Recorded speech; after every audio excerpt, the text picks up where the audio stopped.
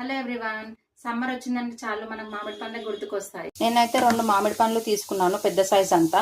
నేనైతే గోధుమ పిండే వాడతాను పూరీలు చేయడానికి, ఎందుకంటే గోధుమలు మనము ఎండబెట్టుకొని మనమే పట్టించుకుంటాం కాబట్టి నమ్మకం. నేను పూరీ పిండి యూజ్ చేయను, మైదా పిండి వాడను అసలు.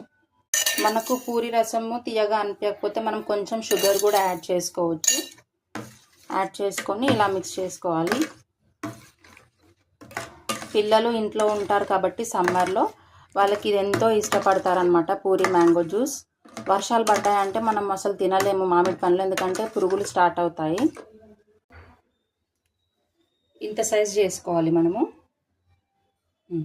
చూడండి, ముద్దలు తయారు చేయడం అయితే అయిపోయింది. నేనైతే పూరీలు చేయడానికి పూరీ ప్రెస్ యూజ్ చేస్తాను. చూడండి, మనం 2 దిక్కుల నూనె అప్లై చేసుకోవాలి. అప్లై చేసుకొని ముద్దలు ఇలా పెట్టాలి.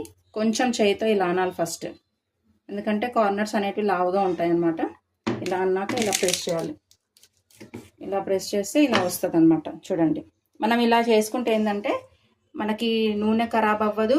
పీట మీద అయితే మనం పొడిపిండి వాడాలి కదా, దీని మీద అయితే పొడిపిండి అవసరం లేదు, ఉట్టి నూనె అప్లై చేస్తే చాలు. నేనైతే ఒక గిన్నె తీసుకున్నాను. మనం దీనికి ఆయిల్ అప్లై చేయాలి, ఎందుకంటే మనం చేసిన పూరీస్ దీని మీద వేయడానికి. ఆయిల్ అప్లై చేయకుండా వేసినాం అనుకో అతుక్కొని వెళ్ళవన్నమాట. ఇలా నొక్కుకున్నాక మనం ఒక్కొక్క పూరీని మనం అప్లై చేసుకున్న గిన్నె మీద ఇలా వేసుకోవాలి. చూడండి, మనం ప్లేట్కి ఆయిల్ అప్లై చేసుకొని ఇలా పూరీలు చేసుకోవాలన్నమాట. వేడయ్యాక నేనైతే పూరీలు వేయడం స్టార్ట్ చేశాను. చూడండి, మనం పూరీ ప్రెస్లో చేస్తే ఇలా పొంగుతాయి అన్నమాట మంచిగా. ఇలా పొంగితే ఏంటంటే మంచిగా మెత్తగా ఉంటాయి, పొంగకపోతే గట్టిగా ఉంటాయి అన్నమాట. చూడండి, tasty tasty sweet mango Puri ready. If you like my video, please like, share and subscribe. Thank you.